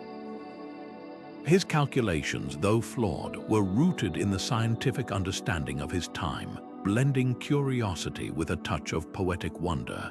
By the 19th century, the hollow Earth theory had morphed into something grander. Sims Hole, named after eccentric American soldier John Cleves Sims, claimed entrances to the inner world existed at the poles, guarded by swirling auroras. Sims wasn't just a dreamer, he petitioned Congress to fund an expedition to the Arctic, insisting that humanity's future lay underground. Though he died before seeing his vision realized, his ideas inspired real explorers. In 1838, when the U.S. Navy launched its first major Antarctic expedition, whispers persisted that its true goal wasn't just mapping ice, but searching for Sims' fabled gateway. The myth's grip on popular imagination only tightened as it collided with literature. Jules Verne's Journey to the Center of the Earth sent readers spelunking through volcanic tubes into a prehistoric world alive with dinosaurs and giant mushrooms. Edgar Allan Poe's The Narrative of Arthur Gordon Pym teased a polar void hiding unspeakable wonders.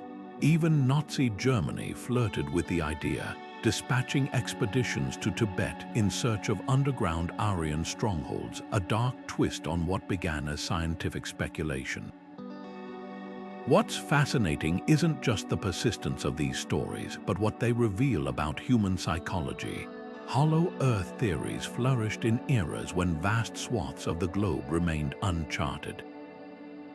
If Africa's interior or the Amazon's depths could hide lost cities, why not the very ground beneath us? The concept also offered a peculiar comfort, a hidden refuge from natural disasters or war, a place where utopias might flourish untouched by surface strife. Modern science, of course, has sealed these subterranean fantasies shut.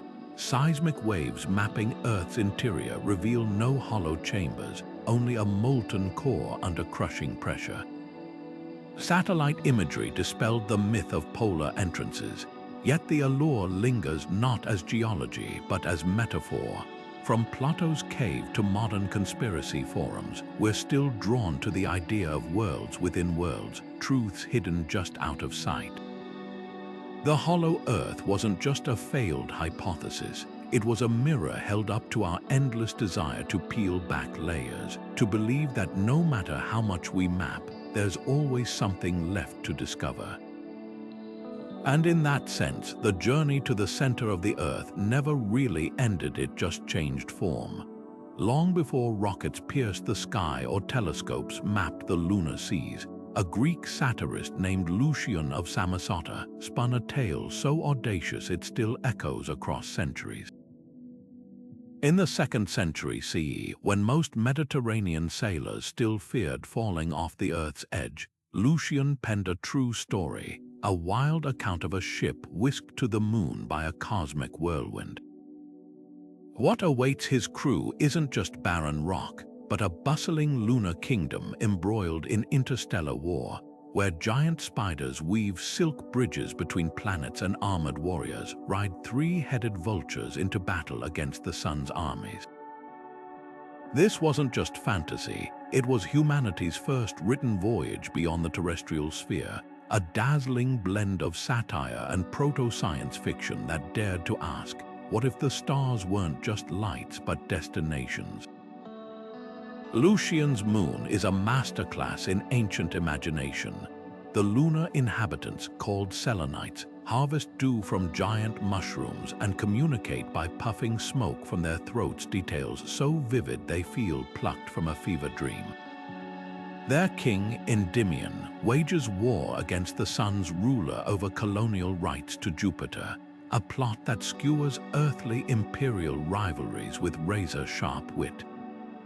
Yet beneath the absurdity lies something profound, a recognition that space, like the ocean before it, could become a theater for human ambition and folly. When Lucian describes the moon's surface as spotted like a leopard, it's uncannily close to how Galileo's telescope would reveal it 14 centuries later. What makes this lunar voyage extraordinary isn't just its creativity, it's its context. Lucian wrote as a skeptic in an age of mystics, poking fun at travelogues that passed off tall tales as truth. His opening disclaimer that the only true thing in his story is that it's entirely false was a cheeky jab at authors like Herodotus, who mixed fact with folklore. Yet in crafting this deliberate hoax, Lucian accidentally birthed a new genre. His cosmic battles and alien societies became blueprints for later writers, from Kepler's Somnium to Jules Verne's From the Earth to the Moon. Even the iconic image of a vessel launching skyward, whether by whirlwind, cannon, or rocket, traces back to Lucian's daring conceit. The tale's legacy extends beyond literature. In 17th century England, Bishop Francis Godwin riffed on Lucian's premise with The Man in the Moon, where a protagonist flies there in a chariot pulled by geese. Cyrano de Bergerac's comical history of the states and empires of the moon borrowed Lucian's satirical tone while adding rudimentary science, speculating about zero-gravity centuries before astronauts floated in orbit. These works weren't just entertainment, they were thought experiments, testing the boundaries of physics and philosophy long before spaceflight seemed plausible. Today, as rovers crawl across Martian soil and probes dive through Saturn's rings, Lucian's moon voyage reads less like fiction and more like prophecy. His lunar colonies prefigure Elon Musk's Mars ambitions, while his interstellar conflicts mirror modern fears of space militarization. The real marvel isn't how much he got wrong, it's how much he got right. That instinct to look up and wonder, to see the cosmos not as a static backdrop but as a canvas for human stories, is the same impulse that fuels our search for exoplanets and extraterrestrial life. Lucian's whirlwind might have been impossible, but the dream it carried that the universe is a place we belong was anything but, and in that sense, his fictional journey never truly ended. It just changed form, from parchment to mission control, from satire to satellites, proving that sometimes the wildest stories are the ones that launch us farthest. The Holy Grail isn't just a relic, it's the ultimate literary mirage, a shimmering symbol that shifts shape with every era that chases it. To medieval knights, it was the cup Christ used at the Last Supper, smuggled into Britain by Joseph of Arimathea and hidden in a mist-shrouded castle. To Celtic bards centuries earlier, it was the cauldron of Hanno, a magical vessel that could resurrect the dead and never ran empty. Even the Nazis hunted it, believing it held occult power. But what makes the Grail so enduring isn't its form, it's what it represents. The unattainable ideal that drives us forward, whether we seek salvation, knowledge, or simply a reason to keep searching. The Grail's Christian legend took root in the 12th century when Chrétien de Troyes penned Percival, the first Arthurian tale to feature a mysterious Graal carried in a procession. This wasn't yet the sacred chalice, it was a shimmering platter, possibly inspired by Celtic myths of otherworldly feasts. By the time Wolfram von Eschenbach's Parzival reframed it as a stone fallen from heaven, the Grail had become a mirror for each culture's deepest yearnings. In Spain, it was the Santo Cáliz of Valencia, a carved agate cup venerated as the true vessel. In Wales, the mystical cauldron of Cerridwen promised wisdom to those brave enough to drink its brew. These weren't just competing claims, they were proof that the Grail's power lay in its adaptability, its ability to absorb the hopes of whoever sought it. Modern archaeology adds tantalizing layers to the myth. Glastonbury Abbey's claim to house Joseph of Arimathea's tomb, and thus the Grail, gained traction after monks, discovered King Arthur's bones there in the 12th century, a convenient boost for pilgrimage tourism. The Nantio's Cup, a wooden bowl revered in Wales until its theft in 2014, was later dated to the Middle Ages, not antiquity. Yet these fabrications reveal a deeper truth. The Grail's allure wasn't about authenticity, but about the stories woven around it. Even the Knights Templar, often tied to Grail lore through conspiracy theories, likely never hunted it. Their alleged connection was a 19th century novelist's invention. What makes the Grail myth so resonant is its duality. It's both physical and spiritual, a treasure one could theoretically hold and an emblem of divine grace that forever recedes. T.S. Eliot captured this in The Wasteland, where the Grail becomes a symbol of post-war disillusionment, a shattered world waiting for renewal. Indiana Jones, racing Nazis to find it in The Last Crusade, learns its final lesson, that the true Grail isn't gold or jewels, but humility and sacrifice. The quest endures because it's never really about the cup. It's about who we become along the way. Perhaps the Grail's greatest secret is this: it was never lost. It's been here all along, hidden in plain sight in the stories we tell, the art we create, the quiet moments when we choose to believe there's something more just beyond our grasp. And isn't that the most human quest of all? Ptolemy's ancient maps labeled them Luni Montes, the mountains of the moon, a mysterious range deep in Africa where snow crowned the equator and the Nile's life-giving waters were said to begin. To 2nd century Romans, this sounded like pure fantasy. How could ice exist in lands so hot they blistered skin? Yet tucked within this legend was a startling truth, one that would take explorers 1,500 years to uncover. The Rwenzori Range, straddling modern Uganda and the Democratic Republic of Congo, where glaciers cling to peaks just miles from the savannah. This wasn't just a lucky guess. Ptolemy's description, likely based on whispered accounts from Arab traders and African caravans, reveals how ancient knowledge often carried fragments of reality, distorted by time but never entirely lost. The real magic lies in how these mountains defied expectations. When British explorer Henry Morton Stanley first glimpsed the Rwenzori in 1888, he described peaks rising into the cold silence of space, their white crests seeming to float above the clouds. Local Bakonzo tribes had long called them Enzururu, the place of snow, but European geographers dismissed such claims until glaciers materialized before their eyes. Here was a world where bamboo forests gave way to alpine meadows, where giant lobelias, plants resembling extraterrestrial sculptures, thrived in mist-shrouded valleys. The Nile connection proved equally astonishing. Satellite imagery now confirms that meltwater from the Rwenzori's glaciers feeds into Lake Albert, linking it to the Nile's vast watershed, just as Ptolemy suggested.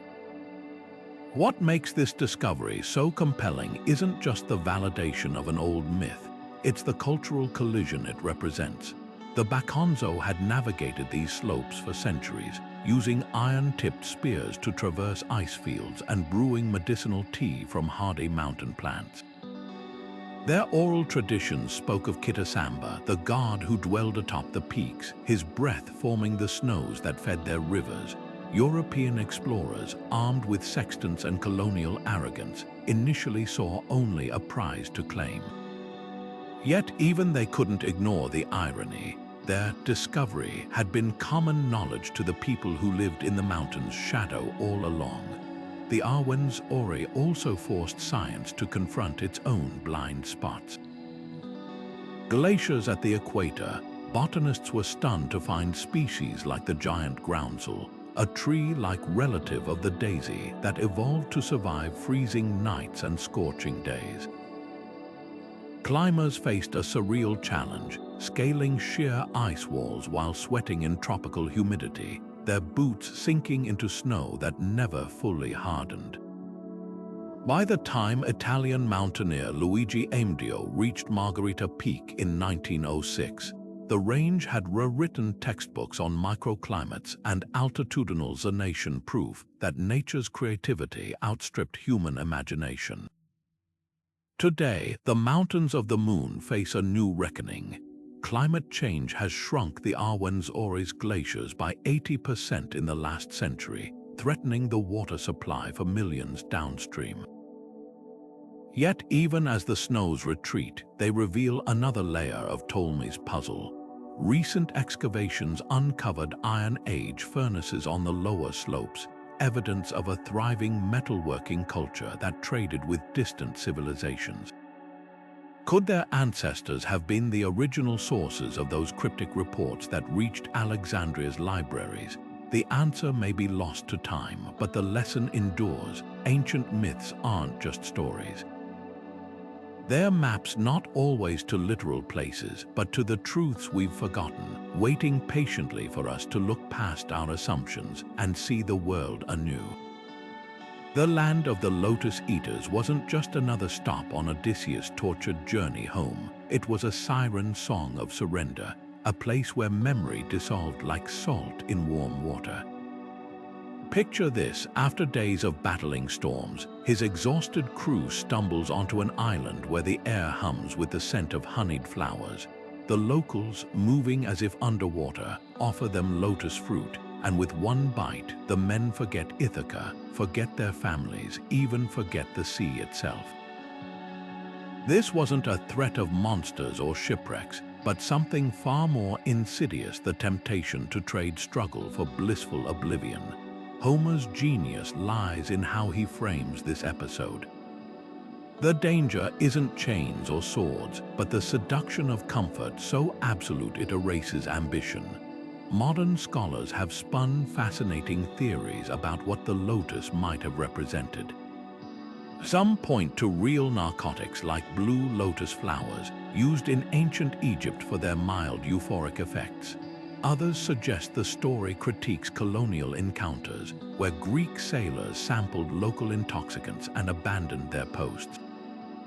But the most compelling interpretation isn't pharmacological, it's psychological. The lotus symbolizes any escape that costs us our purpose, whether it's addiction, complacency, or the allure of giving up when the journey grows hard. When Odysseus drags his weeping crew back to the ships, binding them to the oars, it's a raw metaphor for discipline, the painful act of choosing growth over numbness. The story's endurance speaks to its universality. Every culture has its version of the lotus. For the Vikings, it was the mead of Valhalla, promising eternal revelry. In Buddhist texts, it's the illusion of Maya, the sweet deception that keeps souls trapped in cyclic desire. Even today, we grapple with our own lotus's endless scrolling, binge-watching, anything that lets us mute life's sharp edges. The genius of Homer's tale is that it doesn't judge the men for craving respite. It simply shows the cost. To linger in the land of the lotus is to vanish from your own story.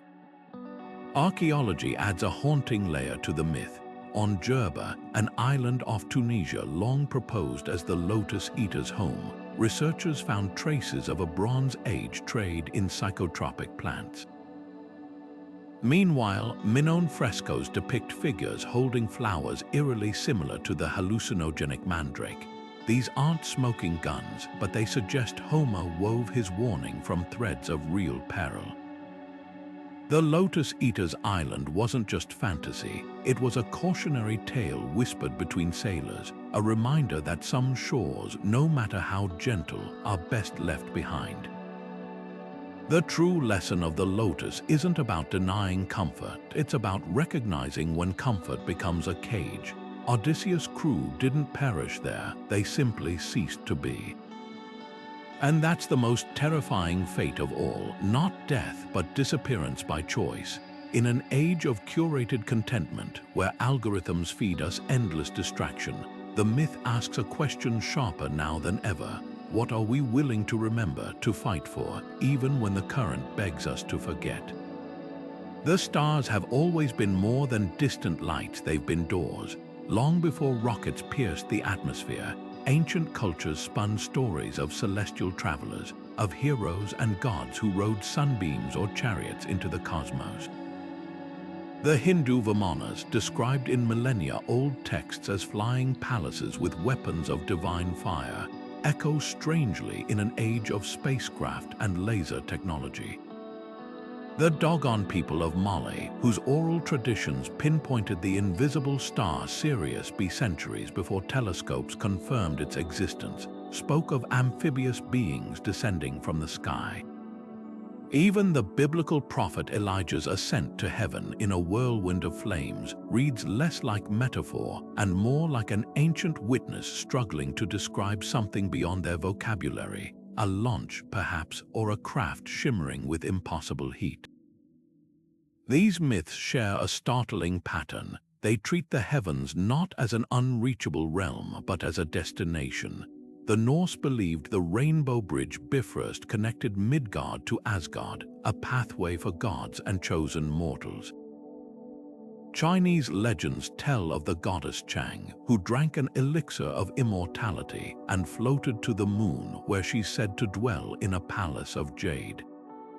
The Pueblo peoples of North America spoke of the Sipapu, a portal in the earth leading to other worlds, while Aboriginal Australians mapped the dreaming tracks that crisscrossed land and sky alike. These weren't just fanciful tales, they were blueprints for a truth humanity has always sensed, that the universe is meant to be traversed. What's remarkable isn't just the universality of these stories, but their specificity.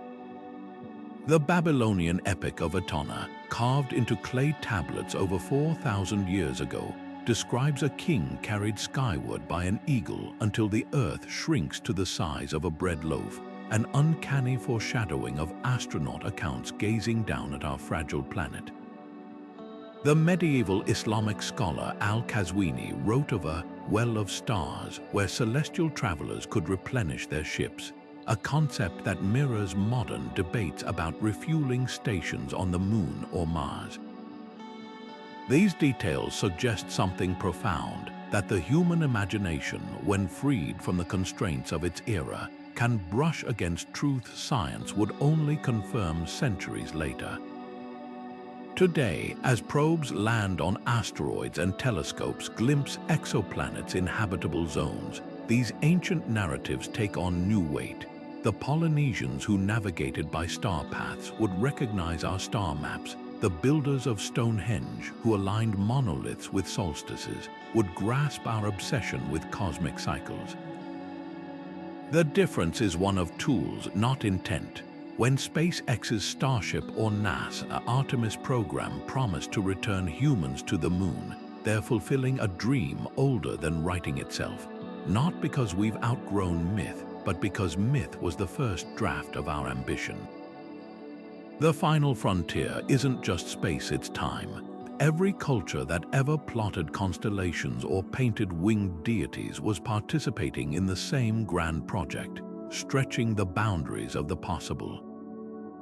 Whether those boundaries lie across an ocean or beyond a supernova, the impulse remains unchanged. So when you next look up at the night sky, remember, you're not just seeing stars. You're seeing the oldest maps we have, drawn by people who dared to imagine that one day their descendants might follow them home. From Gilgamesh weeping for immortality beneath the stars to Polynesian navigators chanting their way across trackless oceans, these 30 journeys aren't just stories, they're the heartbeat of human curiosity. Each one, whether carved on crumbling clay tablets or whispered around campfires, carries the same irresistible question: what's out there? The Phoenician sailors who circumnavigated Africa saw monsters where we now see trade winds. Medieval monks like Saint Brendan mistook icebergs for crystal palaces. Yet their mistakes were triumphs of imagination, proving that every explorer's map is half reality, half dream. What makes these tales timeless isn't their accuracy, but their audacity. When Hanno's crew described gorillas as hairy savages, or when Alexander's soldiers spread rumors of Indian yogis who could stop their own hearts, they weren't just exaggerating, they were trying to translate the unimaginable into terms their world could grasp. Today, we do the same. Our dragons are black holes and quantum particles. Our enchanted islands are exoplanets shimmering in distant Goldilocks zones. The tools change, but the yearning remains, and here's the secret. The line between myth and discovery has always been thin. The mountains of the moon, once dismissed as Ptolemy's fantasy, turned out to be the glacier-capped Arwen's Ori. The land of the blessed, where Hyperborean dancers never aged, might have been Scandinavia's midnight sun refracted through Mediterranean eyes. Even the wildest stories, Atlantis sinking, Shangri-La hidden in the Himalayas, often contain kernels of truth, volcanic eruptions, lost Himalayan kingdoms like Mustang. The real magic lies in how these legends anticipated reality, as if humanity's collective imagination could sense truths before science proved them. So, which journey resonates with you? Is it Odysseus clinging to his ship's wreckage, choosing struggle over the Lotus Eater's oblivion? Or Zheng He's treasure ships, their sails like clouds, vanishing into history because an empire turned inward? Maybe it's the doggone stargazers, tracing Sirius B's orbit long before telescopes, or the Inuit hunters who whispered of pale strangers, arriving on ice floes, echoes of Viking sagas yet to be unearthed. These aren't just adventures, they're mirrors. In Gilgamesh's grief, we see our own fear of time. In the Argonauts' camaraderie, our thirst for shared purpose. The greatest myth of all, that exploration belongs to the past. Right now, probes skate across Martian dunes, divers plumb underwater caves where Mayan rituals once echoed, and algorithms scan star data for patterns our ancestors might have drawn in cave dust. The journeys haven't ended, they've just put on new skins. So tell us in the comments, if you could join one of these 30 quests, which would it be? And what might future storytellers say about our uncharted edges? Don't forget to subscribe, because history's mysteries are endless, and the next adventure is always just over the horizon.